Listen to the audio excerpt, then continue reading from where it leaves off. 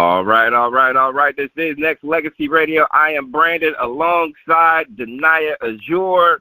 We have a beautiful guest that I would love to talk to her about. I was just telling her about journalism. Photography is journalism. It's art. We need to talk about that, just her place in this business and what she's up to. Everything that is everything. So in the meantime, in between time, I need you all to tap in. Amber Marine Green. Marie Green is brought to you by AmberMarineGreen.com. Make sure you hit her up on social media, Amber_Marie_Green. And we have the beautiful guest live on Nexxlegacy Radio. Amber, what's up, girl? Hey, thank you for having me. I'm so excited and I'm nervous. Oh, girl, don't be nervous. Now that you got Denaya riding shotgun with you right now, you should be good. You should be okay. I know, but you got to understand, I'm behind the scenes, right? As a photographer, we behind the scenes, so we don't have to talk as much.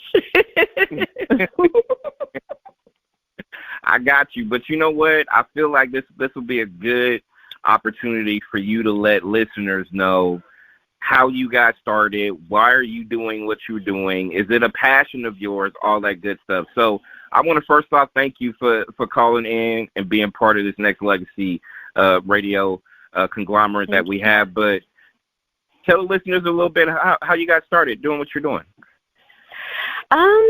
So, almost 9 years ago, I was in another lifetime. I was working heavily into the dental field. I know, right? I was the office manager, and long story short, I got laid off, went home crying. And I already was unfulfilled. I was already unhappy. I knew I was meant for more, but I just didn't know what it was. So the day I got laid off and I went home crying, I saw a Kodak commercial. That's telling my age. You don't even hear or see Kodak anymore, but I saw a Kodak commercial. Just started, a light bulb went off, and I started just kind of researching photography, what it would take to be a photographer. Do I need to go to school? Do I need to go to university? I still had to work. So unfortunately, I wasn't able to go to school. I took a leap of faith. At the time, I had a toddler at the time, but I used my rent money.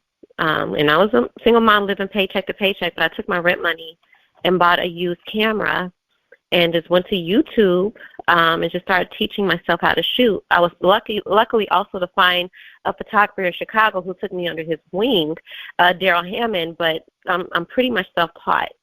So that's how I kind of got caught in the game a little bit. No other photographer, and I reached out to a lot of photographers, and I said I wanted to learn or be under your wing, and they just didn't either have the time or they didn't respond. So, I graduated from good old YouTube University and just going out and shooting and learning my camera. Hey, listen, you got your degree from YouTube University. Ain't nothing wrong with that. But it looks like you had that light bulb that hit or something grabbed you in a sense where it was just random. It was probably meant for you to watch that commercial, be a part of whatever that made you realize that, I'm going to use this to go do this, and then I'm going to learn how to do this, and then, here you are right now. But continuing to go on that is, all right, so you did all the things you needed to learn. You kind of got some games from some other people. Then what? What happened after that? So I went out and I just started shooting. I don't know if you're familiar with, he's on Facebook, but I know they have, they're global now, Humans of New York, where the photographer was going around taking pictures of just random people and telling their story. I was inspired by that. So I was going around Chicago, and I started taking pictures of homeless people. I hate saying homeless, less fortunate people. So I just started taking their portraits, and, what's the conversation? How did we get here? And so all these people were telling me their stories on how they ended up where they were at. And I was transcribing them, and I started putting their stories on Facebook, so I created a page called Chicago Souls. And through that, people was looking at the less fortunate as humans.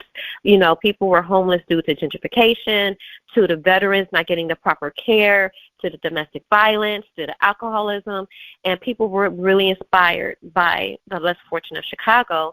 And then this brother who was part of the largest Black-owned tech incubator of Chicago found my work and asked me to be their photographer. So that was like my first like retentional work. And it was Blue. I don't know if you're familiar with Blue 1647. It was one of the largest Black tech incubators in the country. And I started off as their photographer. Then I started teaching their women's photography class. And then I ended up being their media director, where I was spearheading a team of men. And I just say that because I was the only woman.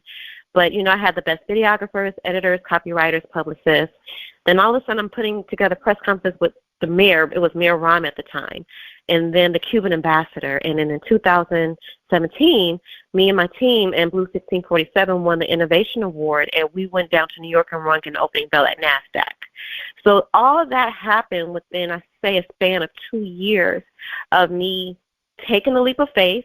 I always tell people, when God, whoever you want to say, the universe plants that seed, that idea, and it just will not go anywhere, it's because it's meant to be there. So it took me using my rent money, buying a camera, having to beg my mom to borrow the money for rent, and to where, you know, I'm actually in New York ringing an opening bell at NASDAQ with the used camera I bought and learned off YouTube. Wow, that's heavy. And not only that, inspiring too, because I know there's going to be a lot of people out there, myself included, who did not know the game as far as how this sparked something in you, who may find this motivational in general when it comes to that. Amber Marie Green is my guest on Nexxlegacy Radio, and before I ask any more questions, I'll let Danielle take the floor with her questions. My goodness. So you have shot for so many people. What has been one of your craziest experiences shooting in Chicago? I would say it was, so during the George Floyd protests, is when, I don't know if you all know, I went viral. And it changed the trajectory of my career, because when the whole Laquan McDonald thing was going down and it was protests, I wanted to go out there with my camera, because my first passion is photojournalism. I love to tell stories. You know, I started, dibbling-dabbling wedding and portraits and products, but my passion is photojournalism, because you can't edit the truth. Well, technically, with photojournalism, what comes out that camera is the truth of what's going on. It shouldn't be edited or repurposed. I like telling real stories. And so when the whole thing with Laquan McDonald went down and people were protesting, I wanted to go out there with my camera, but I'm not going to lie. I'm like, I don't know if it's dangerous out there. I don't want nobody to hit my camera. Let me be safe. So I never went out to capture what was going on. And when people started protesting, a friend of mine, it was literally at 5 in the morning, I was up, I was watching the news, and I got a text from a random friend. She said, I don't know why, I still have the text, and it still brings tears to my eyes. She was like, I don't know why, Amber, but God is telling me you need to go out there with your camera and capture what's going on. And I literally just texted her, okay. Literally got in my car, drove downtown. I heard when there was about to be a protest, and people were gathering, and I was taking pictures, and then I captured this iconic photo of a woman holding her baby crying at the protest. And this is not a gig. I didn't get paid to do it. This was just, I was called to do it. I posted the photo on Facebook just to tell people the story, what's going on. Within 24 hours, it had over 250,000 shares. That's when I got reached out by Good Morning America, E! News, The Today Show, Tamron Hall, CNN, like just everybody, because of that photo. And so it was very surreal to me, but guess what I also learned? And I tell anybody, especially creatives, because a lot of us creators are so focused on learning our craft that we don't learn the business side of it. Or, what to price out, overhead, marketing. We just charging for our work and not charging for our time, equipment, and things like that. And through that experience, I almost signed over the rights away to my photo and not even know it. Wow. Because it's another photographer. Her name is Dana Scruggs. She is now a celebrity photographer. We went to elementary school together. So I reached out to her a couple of times, like for pointers, and she would easily give me advice. She saw I was getting all this attention. She DM'd me on Instagram. She was like, hey, I noticed all these, big publications are posting your photo. Are they paying you for this? I said, well, no, it's free market. She was like, no, make them sign a user agreement. Make sure they pay you something to post your photo. Make sure you don't sign anything because you can easily sign over the rights away to your work and don't even know it. I almost signed over the rights to my photo to the Tamron Hall show. They were going to try to offer me only $50 and to use my photos in perpetuity until Dana inboxed me and stopped me. And I didn't even know what a user agreement was. Wow. And it makes me think how many artists, especially black artists, creatives, writers, directors, producers, painters, signed over or gave our work away because some glitzy big company made it seem like they was going to give us marketing, and they took our work. Wow. So I was definitely divinely protected, but I tell anybody, your work is not for free. Amen to that. Right. Amber Marie Green is our guest on Nexxlegacy Radio, and what you said is, I feel like it's important, not just for us and the people that's listening will be listening. I think it's important for people who have a craft, like you said, is not trying to be used or abused for it. And I'm going to ask you this because I feel like, you know, photography, I mean, there's so much going on now, like, and I'm sure even dated back in the day, a lot of women photographers, journalists will not, and unfortunately, it's so crowded by men, dominated men in this business. How has your journey been like as far as just the respect level? Now, you told us the, you know, great story that you just did in regards to just looking out for it, but there's so many people trying to use people, so many people out here who it's just different. And I feel like we have to put our women journalists in the front line, our photographers in the front line, our doctors, nurses in the front line, all the women that do contribute in some way, shape, or form. So how has that journey for you been like so far? I have to say, and I don't want to minimize any other woman's experience, but I will have to say I've been blessed. I don't subscribe to the narrative like our black men don't protect us. And the reason why I say that, because every single opportunity I have been granted that has scaled my business has been because of the opportunity from another black man. The 3 black men who owned Blue 1647 were black men. My mentor who took me under my wing and taught me about photography was a black man. I don't know if you're familiar with the free Father's Day shoot every Father's Day. Was there this year. We just had it. I was their first female. No, I was their first female photographer last year, but I was their first female director this year. Reason being because I think the men are noticing women pull out a certain masculinity from the men because of our femininity. And they even said they noticed how the men respond to me. They noticed how their body language changed. And then they said, Amber, we need the world to see us the way our women see us.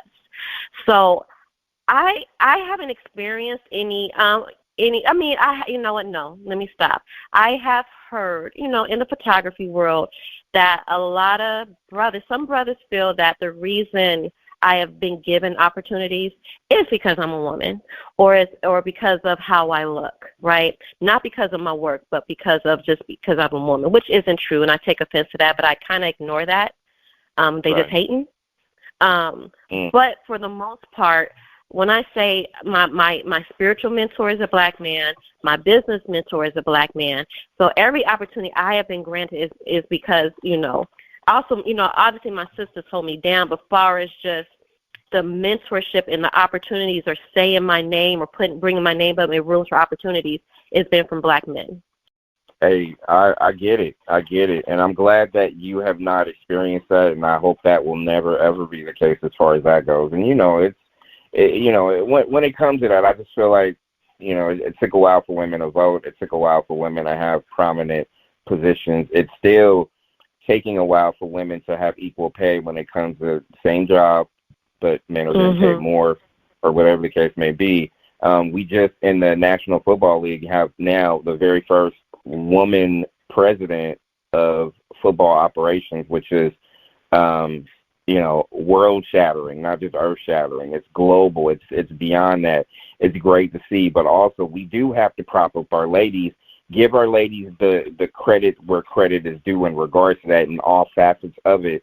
And my question to you is, when it comes to aspiring people who are looking at you, inspired by what you do, going out there, taking pictures, knowing that it is male dominated and things like that, give our young ones, men and women, or young ladies and men for that matter, just some tips as far as trying to stay consistent in this business.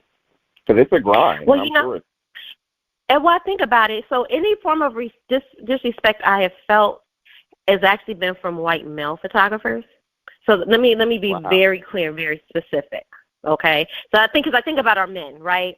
Our black men. But no, the times I felt shaded or disrespected or minimized have been from white male photographers, not black male photographers. So that is definitely true in that aspect. I know I don't want to sound like an after-school commercial or anything like that, but when I say there's power in authenticity, I make sure, people mostly know me because I have a big blonde afro. I dress down a lot, whether it's in yoga pants or sweats or graphic tees. And I even specifically show up to corporate Zoom meetings just like that, because I've learned that assimilating to whatever style of beauty or corporate professionalism that you think is going to get you through the door is not always what's needed. Me being free, me telling truth, my truth and my client's truth has gotten me in the door way faster than assimilating. The point of being an art, and I realize when people are hiring me to take their photos or tell their story, it's because they want me to tell it through my eyes. And if I am not real with myself and who I am, I can't be real in what I see in you. And so if you pay attention to artists, like let's say music artists, icons, Michael Jackson, he came up with the moonwalk and the one glittery glove, right? That was completely unorthodox, and it became the norm. That's his signature look. Prince, purple. Like, if you think about every major artist who broke through, they've done something or is doing something unorthodox. And the only way they can do it was standing on who they were unapologetically. And so I tell anybody, literally be knowing yourself first, taking the time to know who you are and whose you are and your style and your vibe, and stand on it consistently. Be open to feedback where you can be better, but stand on who you are and be consistent. That will get you in the door faster, because people then know you're honest. And you're doing it your way and only your way, and it's your brand, and you're not conforming to what people think you should be or react or act or whatnot. And it's beautiful to see that you are taking these levels of inspiration and creating your own. Wow, this is beautiful. Naya, if you got another question, go ahead.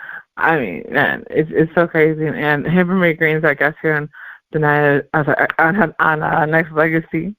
And so I would say, so you have had the opportunity to film some iconic moments at the Legacy Awards Gala. What has been your most memorable photo?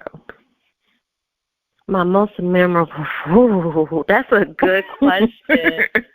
My most memorable, can I tell you something? And people, don't come for me, because I know people have mixed feelings about her.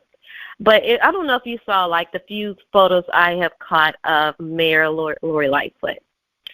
Reason being, and it's not because she's the mayor, the reason being because she obviously has this image and this persona of just always scowling or looking unkempt, you know what I mean?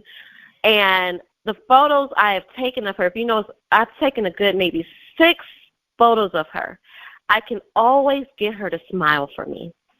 And then, she allows me to, I call it the amber sauce, because of course I do a little bit of editing and retouching on my images.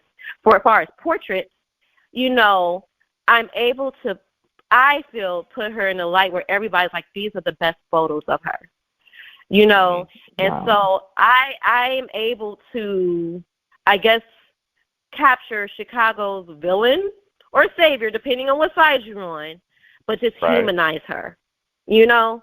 And I can get her to smile for me. So that's why I chose her. Awesome. Okay.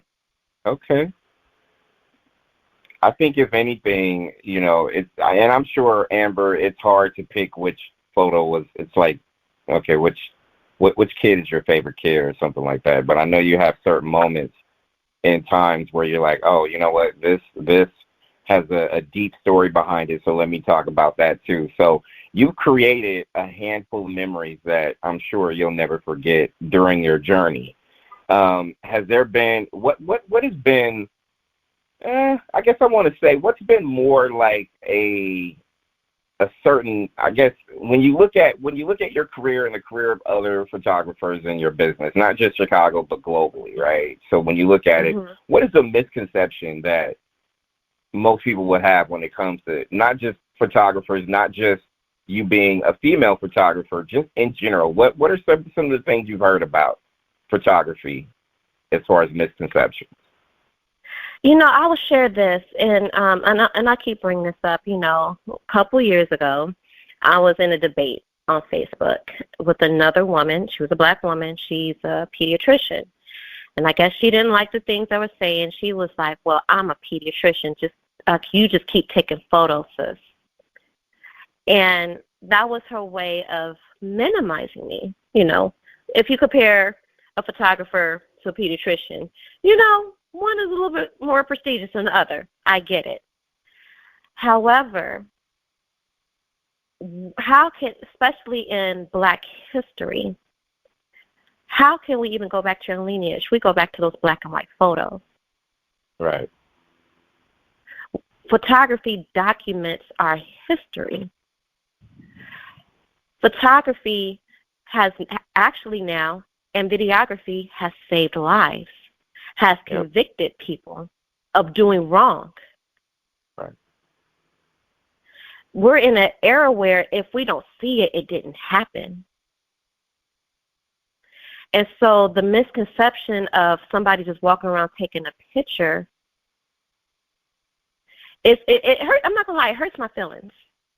Yeah. I mean, because what were we referencing as kids? And think about our school textbooks at elementary school. I mean, the iconic photo of Martin Luther King when he was killed, and they was pointing at the shooter. Yep. You truth telling. I mean, I feel like this. I still have photo albums. I still do. I will always do. I'm gaming my daughter up on making sure that we have photographic moments that we can be able to flip back, have those family moments where you can be able to look and reminisce and talk about and celebrate and memorialize certain things, because it is important. It is worth conversation. It is worth discussing. It is worth, at the end of all days, to be able to generationally bring people together, and it's exactly what your profession dictates and what you're continuing to striving to be when it comes for you being a photojournalist and everything else that you embody. So it's awesome. It's awesome. Amber, well, let me tell you how powerful the psychology of photography is. So do you remember in the civil rights movement, if you go back to the photos and even the videos during the civil rights movements, freedom riders, when people were getting hosed down and doxxed, and remember all those photos were in black and white, right?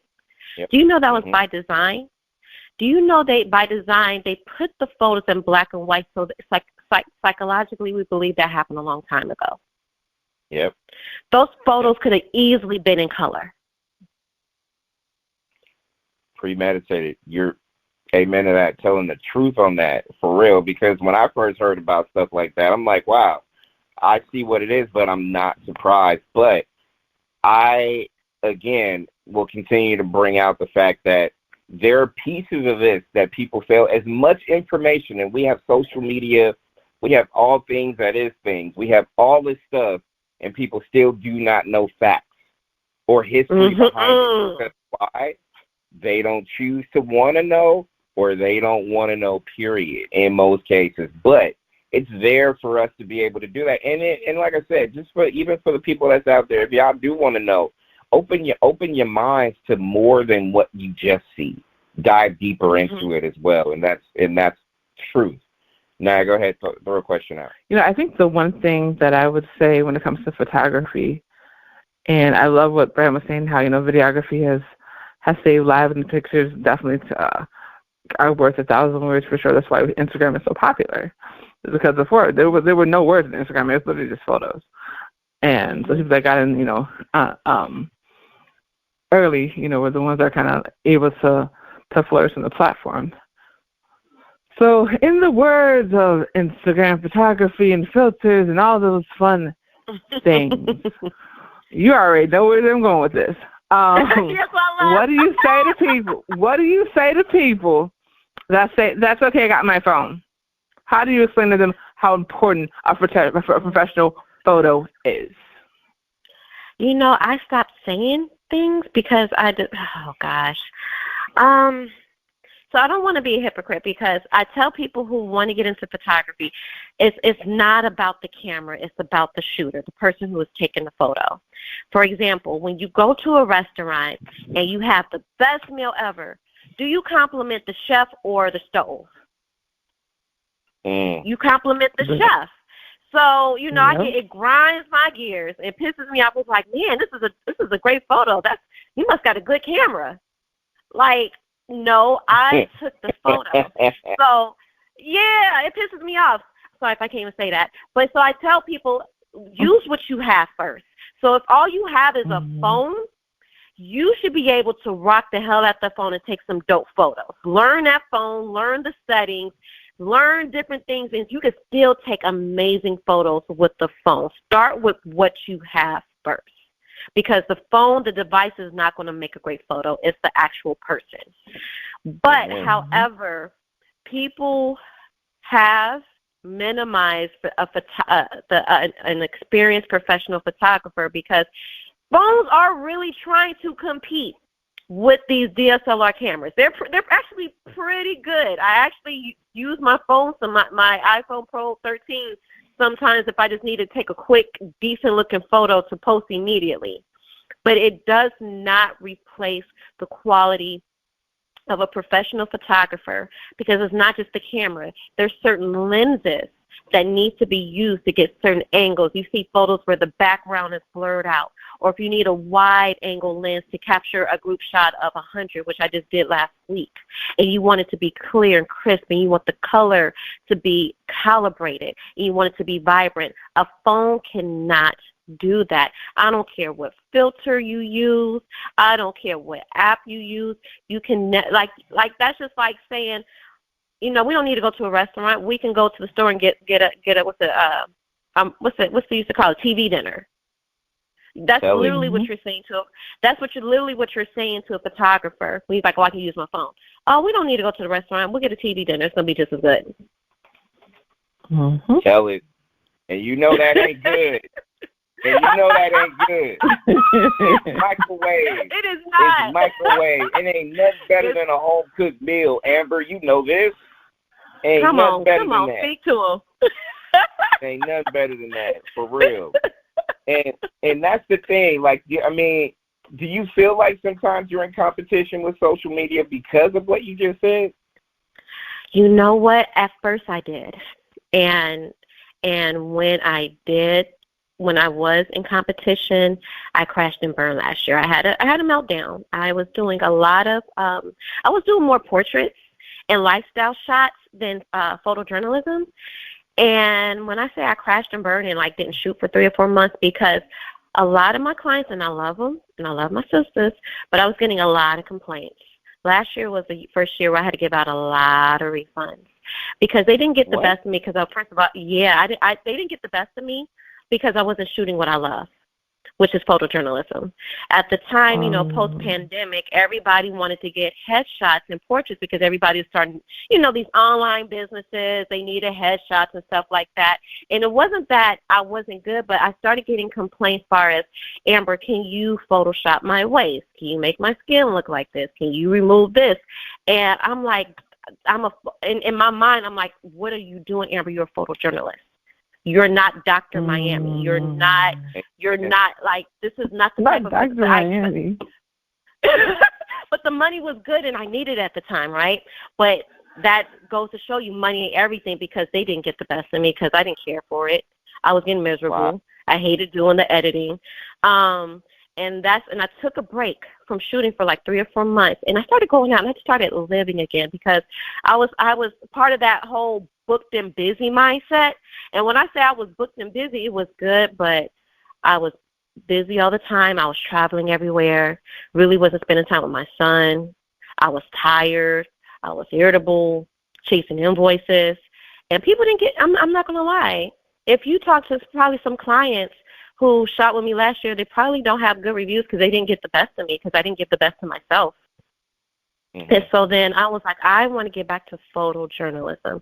I want to get back to telling real stories, and that's what I'm doing now. You know, I have a few corporate contracts. I work with corporations. I help tell their stories. I work with kids, and I'm telling stories of unsung heroes that's making an impact in the community right now.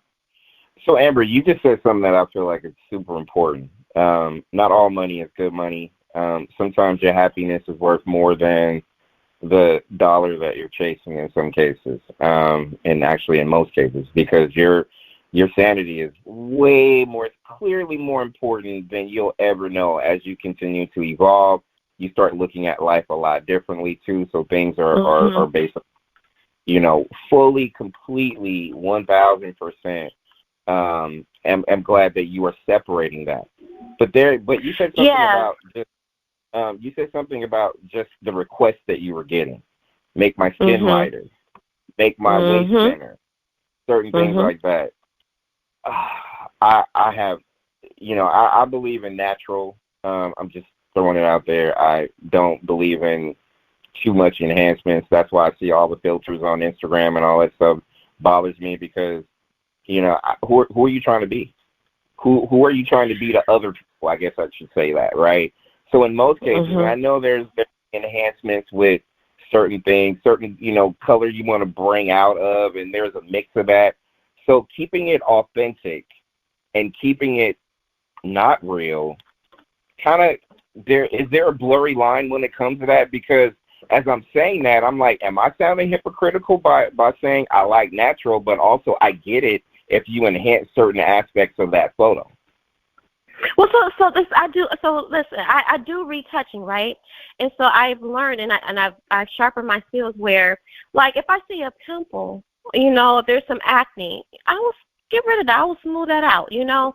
Or for a woman, listen, as a woman who deals with insecurities, like I think that's why a lot of women work with me and they trust me, because when, like, say if I'm posing them, I know us women, we have insecurities, like if we have the double chin or, you know, the little belly area. I will pose in the way where it looks based on the angle of dissolve. And they trust me because they know I'm going to take the best photo of them in the best light, right?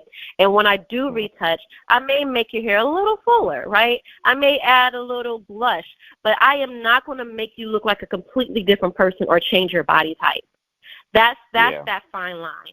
However, I want to be fair about this, because the way and I've even experienced this and had to stop myself from going down that rabbit hole. I mean, I've noticed that if I post a photo of myself and it's a little bit sexy and I get 1,000 likes, right? And you're feeling good, right? Your ego's boosted a little bit, right? And then I may post a photo. I remember I posted a photo. I was like fully dressed. It was a business announcement, and I got 20 likes, right? I naturally started questioning myself. I mean, I'm human. You know, this photo of me on the beach or wearing some shorts got almost 2,000 likes, but me in a business suit announcing that I was featured on this got 20. You start questioning, okay, like, what's really going on? What's important? And if you're not strong enough or grounded spiritually and foundationally of who you are and what's important, this whole thing will suck you alive. You said it. You said it, and you said it loud, because that is the one thing that I take social media differently than most. I do believe in the fact that I don't live off it, because there's it should be an enhancement to a brand that you're trying to put out. Or, you know, everybody has a, so, you know, it's to radiate positivity. There's some people who want to radiate darkness.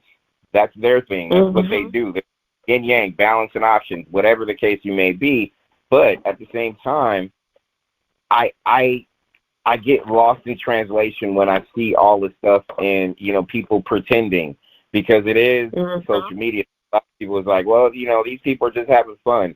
It's all good. No, it's not, because there's a lot of bullying that goes on in addition to that. People are being judged, tried, and executed based on whatever it is or what they have going on. And you can never, if I had the stuff going on in my lifetime in the 80s and early 90s out now on social media, our credibility will all be shot to hell. It is what it is. But I look at it like this.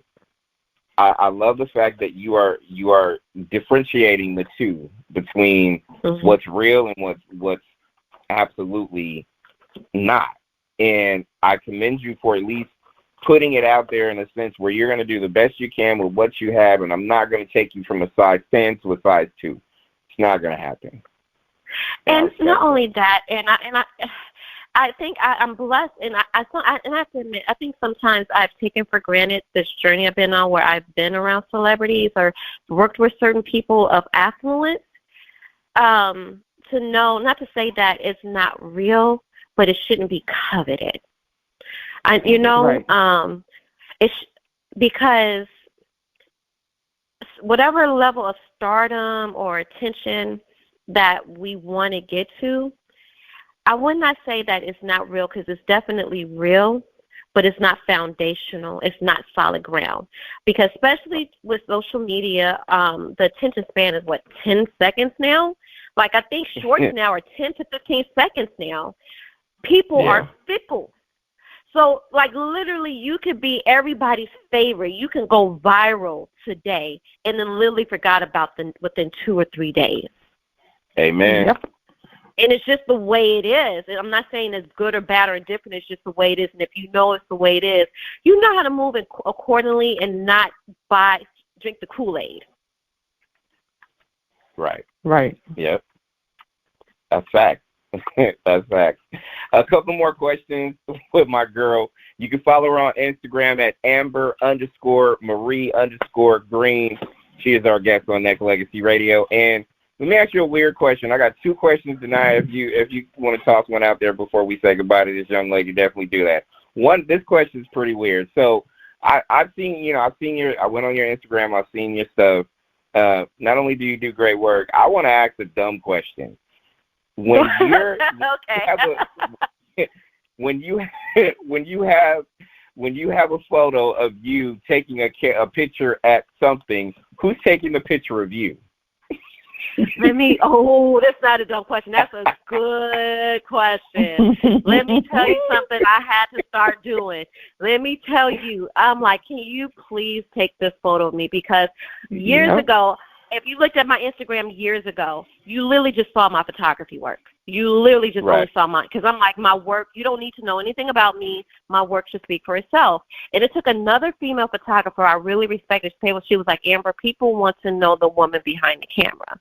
And then on top of that, it's for marketing, which, like, I'm kind of like you. If honestly, if it wasn't for marketing, I probably wouldn't even be on social media as much. But because of marketing, people want to see you work. Like, you've seen videos of chefs behind the scene cooking, tutorials. Right. I follow this guy, and it's fascinating. It's this black man. He actually refurbishes and cleans infected pools, and he shows step-by-step reels, and I'll be watching that stuff just randomly, and it's so fascinating. People are fascinated with the creator more than the creation nowadays. So I have to, and every other photographer can agree with me, nobody takes a photo of the photographer. We're always the one taking the photo. So we have to subconsciously, every blue moon, somebody will randomly take a photo of me, but no, I have to intentionally be like, hey, can you take a photo of me while I'm taking photos? It's completely intentional. It's structured. It's not a coincidence. If any photographer says it's a coincidence, say a damn lie. Let's keep it real. Absolutely. I love it. Denai, go ahead, throw one more question to Amber's way, and then I'll finish up. Definitely. I just want to know what's next for Amber Marie Green. You've done everything at this point. You've traveled the world. You've taken photos of celebrities on multiple occasions. You've been at major events. So what's next for Amber Marie Green? You know, it's funny you say that. You know, I've definitely been working with a lot more companies, and even some international diplomats about helping them tell their stories. But I've been vetted to do things in front of the camera. Like nothing serious to brag about, but just it's an honor to be thought of. Like, you know, I've been having a couple of directors send me some scripts, and I'm like, sir, I have never acted a day in my life. I stutter, and I don't do public speaking. You sure? But, you know, just those opportunities are presenting itself, and I am open to it. But I would love to get into producing and directing documentaries if given the opportunity. You know, especially if anybody who knows me, I'm extremely passionate about the imagery and narrative of our Black men, mainly because, you know, I was raised by my dad, a Black man, and my son, I have a 13-year-old son who's going to have to navigate this role as a Black man. So any chance I get, if you notice, you're always going to see photos of happy Black people, specifically Black men and boys. Wow. Listen, I'm blown away. Like I said, at the end of all days, just knowing what your mission is. And listen, there's a lot of people out there, real quick, that has zero acting experience and turn into excellent actors, actresses, or whatnot. So I mean, if you're determined, honey, I know you're going to knock it down because you seem like you have that too. So, you know, I like that. And any time that we're able to, you know, tell our journeys and be passionate about it and do something that you want to leave for your kids and, you know, and then some. And for the people out there, strangers out there that's going to be inspired by your mission is going to appreciate what you've done and continue to do. So I just want to keep seeing you evolve at the end of the day. And one of my final questions to you is that at the end of all days, when it's all said and done, who has been, you know, you mentioned your 13-year-old son, who else is your motivating factor as far as what gets you going through your day? I have to say God. I have to say God or source or universe, whatever, you know, the higher source. I am definitely spiritually in tune. You know, I get up every morning, I meditate. I actually have a meditation room. And I definitely wanted to end this conversation by telling anybody, even you two and anybody who's listening, especially our people, and I'm a witness and a testament to this, that we have been kind of trained a paradigm that in order to succeed, we have to struggle first. And that's not true. That anything that we want to get, we can get it easily and fast. I mean, you just got to put in the consistent work. But this whole thing we've been, and I call it the poverty mindset, where in order to have that day of success or that major break, you got to struggle and fight and claw and work till your nails bleed. No, you just put in consistent work, consistency, and discipline, and a positive attitude, and what you want is right around the corner. Tell that truth. Amber Marie Green, that's on radio. And as we close, not only do I thank you just for helping us understand your journey, but to be inspired by what you do as well. And I think at the end of the day, I think all of us could be able to take pieces of your conversation and run with it and be inspired by it and tell others as well that this is where it started, this is where it's continuing, and it's not going to ever end because this will be passed on because of my hard work and my dedication to leaving a legacy as well.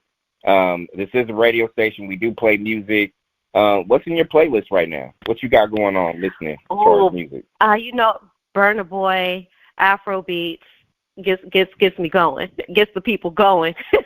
All right. Okay.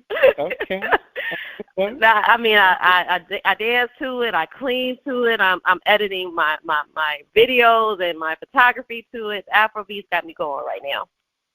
That's what's up. That is all good. Tell us where to find you on your website and all that stuff. Go ahead and give a list of that. My name, I tell people, think about two colors. My name is Amber Green, and so Marie, every black girl has a middle name Marie, so Amber Marie Green.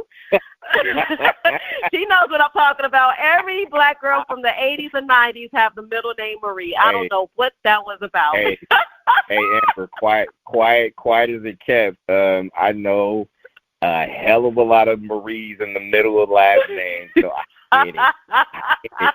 It's a secret, not a secret no longer, so I get it. Oh, man, yeah. No originality. But Amber Marie Green, my website is also my name, ambermariegreen.com.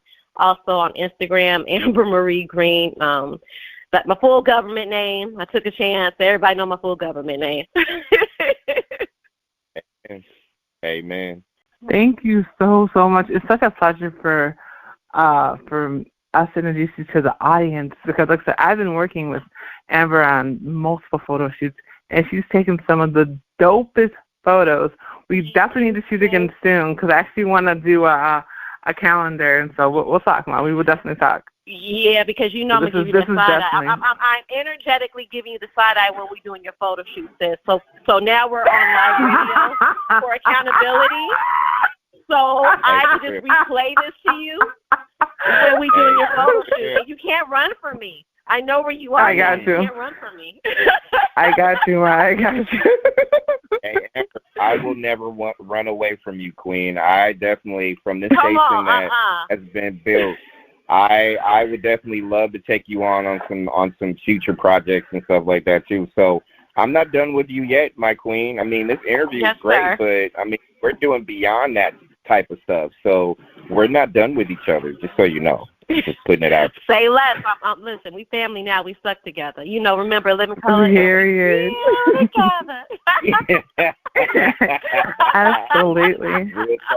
Real talk. Amber, I appreciate you, and I appreciate you some more. And then